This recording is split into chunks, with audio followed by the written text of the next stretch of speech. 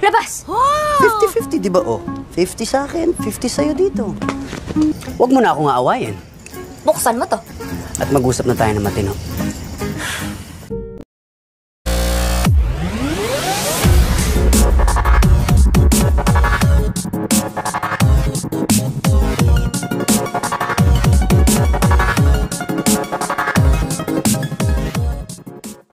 Scene kali ini diperlihatkan seorang lelaki yang baru saja pulang dari Taiwan yang bernama Primo telah meninggalkan rumah kenangan ini selama 2 tahun, yang dimana ia pernah menempati rumah ini dengan mantan pacarnya. Dan di sini kita diperlihatkan seorang wanita terbangun dari tidurnya yang sangat cantik yang bernama George. Yang dimana ketika George terbangun dari tidurnya, ia sangat dikagetkan keberadaan dari mantan pacarnya yang meninggalkan ia selama 2 tahun, brother.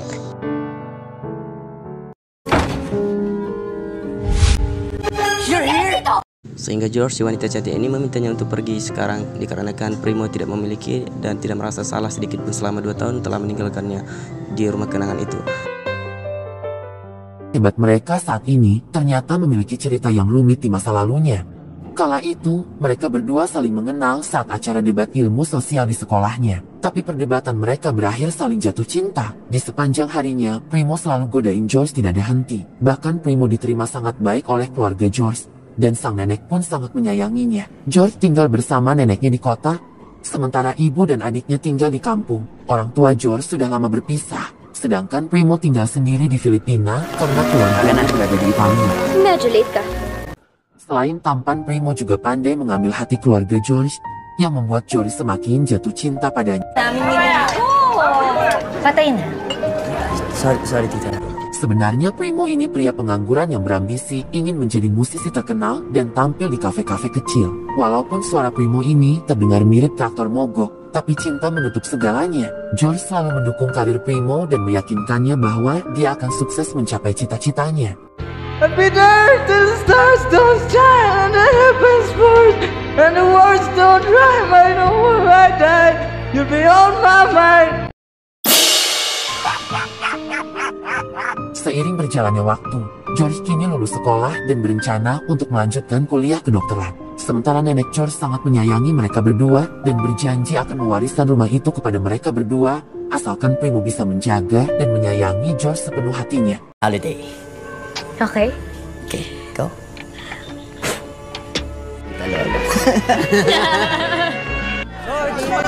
George, saan ka na? Papunta ka na?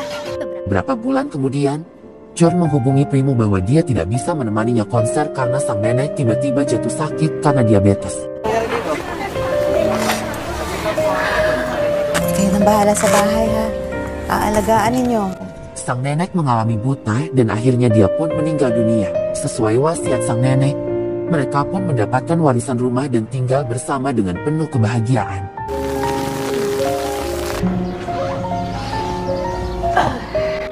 Tapi yang namanya kehidupan pasti ada cobaan. Saat itu, grup band Primo bubar karena teman-temannya muak dengan Primo, yang selama 7 tahun suara nyanyian Primo tak berubah. Justru suaranya semakin jelek. George membelanya dan akhirnya berhasil melerai perkelahian mereka. Namun teman Primo tetap meninggalkannya. Ambisi Primo ingin menjadi artis masih memanas di jiwanya.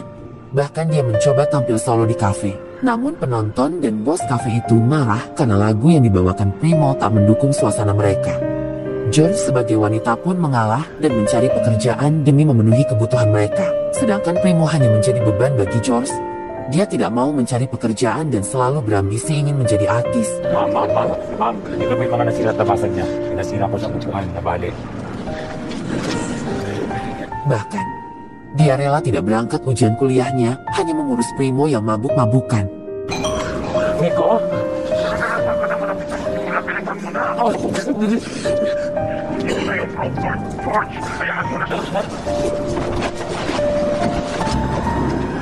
Beban yang ada di otak George sangat berat. Seolah Primo tidak peduli dengan apa yang sudah George usahakan. Dia kuliah, bekerja mencari kebutuhan, mengurus Primo yang selalu mengotori rumah, dan mengurus rumah setiap hari. Hingga suatu saat, kemarahan George pun memuncak. Di saat ulang tahun George, dia malah mendapatkan beban yang semakin hari tak bisa ia bendung. Listrik rumah mati karena tidak dibayar. Saluran air pun tidak menyala, bahkan rumah yang berantakan. Primo memberikan hadiah ulang tahun kepada George. yaitu kaset yang gak berguna baginya. Wanita yang cantik ini merasa tertekan hingga akhirnya mengungkapkan semuanya. George berkata bahwa dia sudah berusaha mati-matian untuk memenuhi kebutuhan, tapi Primo malah membeli kaset yang gak berguna yang seharusnya bisa untuk membayar listrik. Primo selama ini tak mau berusaha dan hanya menyoder lubang charger George setiap minggu, dan itu gak guna sama sekali bagi George. Dia mempercayai Primo adalah kesalahan yang besar. Jadi jika dia ingin pergi, ya pergi saja. Tapi saat Primo tiba-tiba menghilang, George mencarinya di tengah hujan, menandakan dia sebenarnya tak ingin Primo pergi. Sebenarnya wanita itu hanya ingin pasangannya berubah agar bisa saling melengkapi, bukan malah kabur seenak jidatnya. Kembali ke masa sekarang, George masih kuliah dan bekerja di kantor. Bersama temannya dia menceritakan bahwa ada rayap yang mengganggu di rumahnya. Ibunya pun mengatakan bahwa George jangan sampai balikan lagi sama Primo, seorang pria rayap yang hanya akan memakan tubuh George secara perlahan. Ibunya meminta agar George menjual saja rumah warisan itu, karena keluarga membutuhkan uang untuk pengobatan adiknya yang mengalami gangguan mata. Di sisi lain, Primo menemui teman bandnya karena sudah 2 tahun lamanya tak bertemu. Mereka pun mengerti dan tetap menjadi teman yang baik. Tapi sekarang, Primo sudah lebih dewasa dan penyabar. Bahkan dia bersedia bekerja sebagai sales yang ditawarkan oleh temannya. Melihat itu, teman-temannya pun heran setengah mati kalau Primo sekarang berbeda. Primo menjelaskan bahwa saat ia pulang ke Italia, dia mendapatkan banyak pelajaran yang membawa perubahan padanya. Yan ba naidulot ng Italia sa'yo?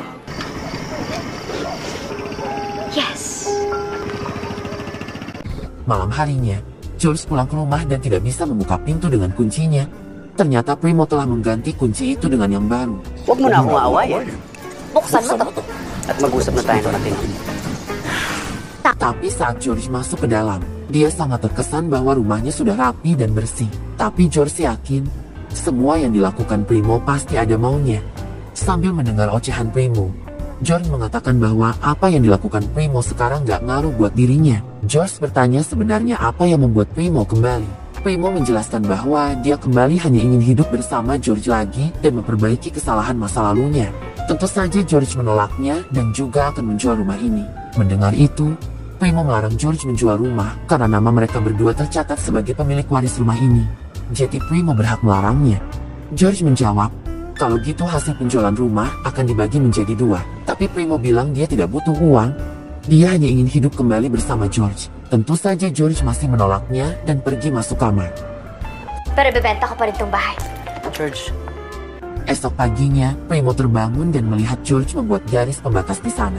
George bilang karena rumah ini atas nama mereka berdua, jadi sekarang dia membaginya dengan memberi batasan. Melihat George yang seenaknya sendiri, Primo pun masuk ke kamar dan membagi tempat tidur George menjadi 2 bersamanya. Labas! 50-50 di ba oh? 50 sa akin, 50 sa'yo dito.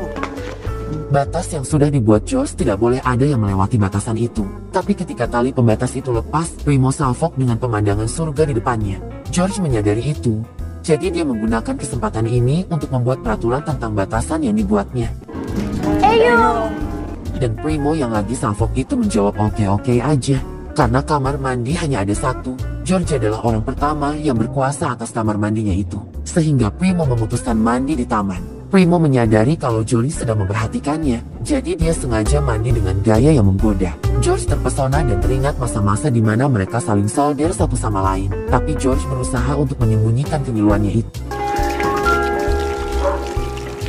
Singkat cerita, George membawa calon pembeli rumah itu. Tapi Primo berusaha untuk menggagalkan Pak Tua itu untuk membayar rumahnya. Bahkan George sempat baper ketika Pak Tua mengira mereka sudah menikah dan menyuruh untuk diskusi sebelum Ay, napag napili niyo ang bahay.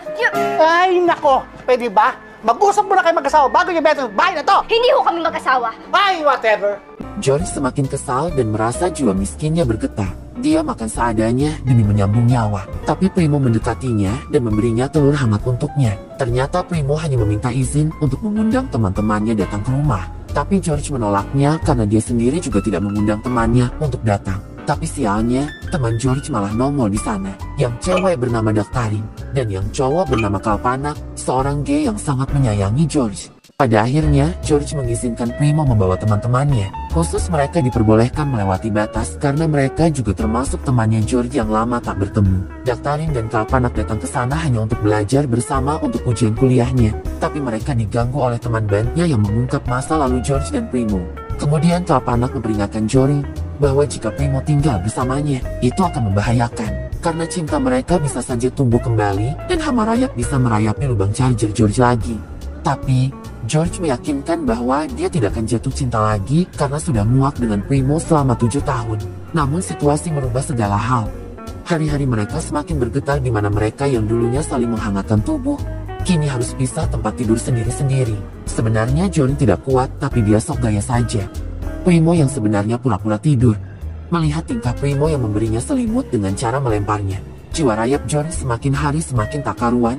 Setiap pagi dia selalu mencium aroma wangi Primo yang benar-benar membawanya kembali teringat masa lalunya. Sebenarnya Jory masih sangat mencintai Primo, karena dia adalah cinta pertamanya dan satu-satunya pria yang sudah menyodernya. George juga tidak meragukan apapun tentang cinta Primo. Dia tahu bahwa Primo masih sangat mencintainya. Buktinya, Primo sekarang kembali dan mengisi hidup Jory untuk memperbaiki kesalahan Primo di masa lalunya.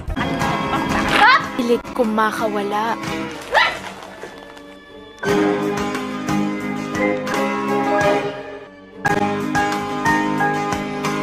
Antok na ako? Antok ka na? Good night. Suatu hari, Primo ingin bicara serius dengan George. Dengan mata George yang cantik, Primo dengan sangat tulus ingin mengungkapkan sesuatu. Momen romantis ini yang diharapkan George selama ini. Para sa ating dalawa. Baka gusto mong bumili, George. Ternyata Primo cuma mau menawarkan produk kecantikan yang dia jual bersama temannya. Tentunya George sangat menghargai usaha Primo dan membelinya. Tapi George membagi uang itu untuk membayar sebagai ganti uang listrik dan air selama ia tinggal. Di sini George mulai merasa ada perubahan pada diri Primo. Dia sekarang lebih dewasa dan bertanggung jawab dengan apa yang sudah dia lakukan selama ini. Di dalam jiwa Jory, hanya ada Primo yang semakin hari semakin membuatnya cinta. Melebihi cintanya ke Primo di masa lalunya. Sampai-sampai Kalpanak memarahinya untuk tidak terkena rayuan raya pagi. Dan George merasa bimbang antara harus kembali bersama Primo atau harus mengakhirinya. Tapi berbeda dengan Daktarin, dia selalu mendukung George selama itu membuatnya bahagia. Jangan takut dengan kehidupan yang pedih, karena cobaan itu datang dari kesalahan diri kita, bukan orang lain. Singkat cerita, saat George pulang kerja, dia disambut oleh nyanyian Primo dengan gitarnya. Primo menyiapkan semua itu sebagai permintaan maaf dan berharap Jory menerimanya buat balikan. George terbawa suasana itu dan berhasil dicium oleh Primo. Tapi dia cepat sadar dan berlari keluar rumah. Primo mengejarnya dengan diiringi hujan yang lebat. Di sana George menjelaskan bahwa dia benar-benar tidak ingin jatuh cinta lagi sama Primo. Karena dia trauma saat hidup sama Primo, yang hanya membuat karir hidupnya hancur. Bahkan sekarang teman-teman George sudah lulus kuliah dan menjadi seorang dokter. Sedangkan George hingga saat ini masih lanjut kuliah dan banting tulang. Hal ini terjadi karena George terlalu lama mengemban beban Primo selama bertahun-tahun. George meminta dengan tulus agar Primo pergi dari rumah itu setelah malam ini. Setelah dia mendapatkan pembeli rumah, George meminta Primo datang hanya untuk menandatanganinya. Jika sudah ditandatangani, George meminta Primo untuk pergi meninggalkan hidupnya. Mendengar itu, Primo pun hanya bisa pasrah. Pada akhirnya, Jory menginap di rumah Kalpanak dan curhat bahwa dia telah berhasil mengusir Primo. Kalpanak lalu bertanya, apakah tindakan kamu itu membuatmu bahagia? Sambil tertawa dan minum amer, George pun terdiam dan bersandar di pundak Kalpanak. Hingga pagi harinya, George terbangun dan langsung pulang ke rumah. Dia menemukan catatan yang mengabarkan bahwa kesehatan adiknya sedang tidak baik-baik saja. George langsung bergegas pulang ke rumah ibunya dan di sana sudah ada Primo. Ibunya marah karena George tidak mengangkat teleponnya. Adiknya yang bernama Johan mengalami sakit pada matanya dan terancam buta permanen karena sang dokter bilang bahwa pembuluh darah pada matanya telah pecah dan pengobatan hanya bisa untuk menunda kebutaan saja karena penyakit itu tidak bisa disembuhkan. George akhirnya membawa ibu dan adiknya ke rumah karena jangkauan rumah sakit akan lebih dekat dibanding rumah ibunya. Kemudian Primo bicara dengannya bahwa ia setuju untuk menjual rumah ini demi Johan, adik tercinta. Primo meminta izin untuk tinggal sampai rumahnya terjual. Dia tidak membutuhkan uangnya. Dia hanya ingin berbuat baik dan membantu semua apa yang menimpa keluarga mereka. Primo pun berjanji dan yakin bahwa dia akan meninggalkan kehidupan George setelah semua selesai. Mendengar itu, Jory pun merasa ketakutan. Kemudian mereka mendengar perdebatan Johan dengan ibunya. yang mana Johan sangat ingin bertemu dengan ayahnya sebelum dia buta permanen. Tapi sang ibu bilang bahwa ayahnya sudah meninggal dunia. Namun Johan menyangkalnya bahwa kata George ayah belum meninggal. Bahkan George pernah berjanji akan membawa Johan ke Amsterdam untuk bertemu dengan ayahnya. Primo yang melihat itu merasa sangat sedih dan kasihan. Hingga pada akhirnya mereka mengalah dan berjanji akan membawa Johan menemui ayahnya di Amsterdam setelah rumahnya terjual. Singkat cerita, Primo membantu mencarikan pembeli rumah. Dari berbagai pembeli yang datang ke sana, tidak tertarik dengan rumah itu. Hingga pada akhirnya datanglah seorang nenek tua yang mencecar banyak pertanyaan. Apakah rumah itu tahan gempa, tahan banjir, tahan virus, tahan hantaman meteor, atau tahan ledakan nuklir? Mendengar cerewetnya nenek itu, Primo pun menjawab bahwa rumah ini tidak memiliki apa-apa. Rumah ini hanya memiliki sejarah yang tak akan terlupakan. Mendengar itu, nenek tua langsung tertarik dan akan membayar rumahnya secara tunai di hari itu juga. Keesokan harinya, mereka bersiap untuk mengosongkan rumah. Tapi George melihat sekeliling bahwa dia tidak melihat koleksi kaset milik Primo. Yang ternyata, Primo telah menjual semua kaset itu untuk membeli tiket pesawat agar bisa mengantar Johan ke Amsterdam. Mendengar itu, George spontan memeluk Primo dan berterima kasih atas kebaikannya. Tapi sang ibu bilang bahwa dia tetap tinggal di rumah saja dan menyuruh mereka berangkat bertiga agar lebih hemat dan sisa uangnya bisa buat makan agar tidak kelaparan. Singkat cerita, mereka tiba di Amsterdam dan bertemu dengan teman Primo yang akan membantu mencari keberadaan ayah Johan. Tapi sayangnya, ayah mereka sudah lama pindah dari alamat yang dia tuju dan pemilik rumah sekarang tidak tahu kemana pindahnya ayah Johan. Mereka terus berusaha dan bertanya kepada orang sekitar, namun semua hasilnya nihil. Pada akhirnya, teman Primo menghubunginya bahwa dia telah menemukan alamat ayahnya yang sekarang memiliki istri dan anak. Johan pun tak sabar ingin ke sana, tapi teman Primo bilang bahwa mereka akan berkunjung besok dan lebih baik isi hari ini dengan menikmati Amsterdam dan makan makanan yang enak. Saat mereka keliling, mereka melihat pengamen dan temannya Primo menyuruhnya untuk tampil di sana. Sambil melihat nyanyian Primo, teman Primo mengungkapkan kepada George bahwa selama ini Primo menghilang selama 2 tahun hanya merawat ayahnya yang terkena penyakit stroke. Bahkan Primo menggantikan ayahnya untuk bekerja di kebun, membuang kotoran anjing dan mencarikan nafkah untuknya. Dia kembali ke Filipina hanya demi George seorang, bukan orang lain. Mendengar itu, George semakin ketakutan akan kehilangan Primo karena dia mengira Primo orang yang tak bertanggung jawab dan pergi meninggalkannya begitu saja. Keesokan harinya, mereka tiba di rumah ayah Johan. Tapi yang keluar malah anak kecil yang ternyata adalah anaknya. Ketika istri barunya menyadari bahwa yang mereka cari adalah ayahnya, dia pun membawa mereka untuk menemuinya. Tanpa disangka, ayah mereka telah lama meninggal karena kecelakaan. George yang dulunya mengira ayahnya tak akan pernah kembali, ternyata semua itu salah. Sang adik bilang bahwa ayah mereka selalu bercerita tentang mereka berdua setiap hari dan akan membawanya ke Filipina untuk menemui mereka berdua. Tapi sayangnya, setelah uang terkumpul, ayah mereka kecelakaan. Setelah dari makam, Johan tidak sedih lagi. Walaupun tidak melihat ayahnya, setidaknya dia sudah tahu di mana ayahnya sekarang. Setelah itu, Johan pura-pura ingin melihat taman bunga tulip yang ada di sana. Padahal dia hanya ingin memberi George dan Primo waktu untuk berduaan. George dan Primo pergi ke taman bunga yang indah di sana dengan pemandangan terbenamnya matahari yang hangat. Jiwa mereka pun tenang dan berbagi cerita. George bertanya bagaimana keadaan ayah Primo. Primo menjelaskan bahwa dia bisa berubah hanya karena kejadian saat ia pulang ke Italia. Dia harus merawat ayahnya dan membuatnya menjadi orang yang bertanggung jawab. Tapi ada sesuatu yang membuat Primo terpukul, bahwa dia harus kehilangan George di saat dia sudah benar-benar berubah. Sebentar lagi pembeli rumah akan pindah ke rumah mereka, dan di waktu itulah titik akhir dari hubungan mereka. Mendengar itu, George meneteskan air mata dan menutupi kesedihannya. Dia merasa malu, ketakutan, dan sangat ketakutan. Orang yang selama ini ia cintai, sekaligus ia benci, ternyata bisa berubah dan selalu setia mencintai dirinya. Singkat cerita, mereka kembali ke Filipina. Mereka menjual barang mereka satu persatu. Saat orang-orang membantunya untuk mengeluarkan kulkas, George menemukan hadiah kaset yang diberikan Primo saat ulang tahunnya. Tapi dia membuangnya dan belum sempat membukanya. George membuka hadiah kaset itu yang ternyata berisi surat. Primo mengatakan bahwa dia meminta maaf sudah membuat George terbebani. Bahkan saat dia mabuk dan terjatuh tidak bisa berjalan.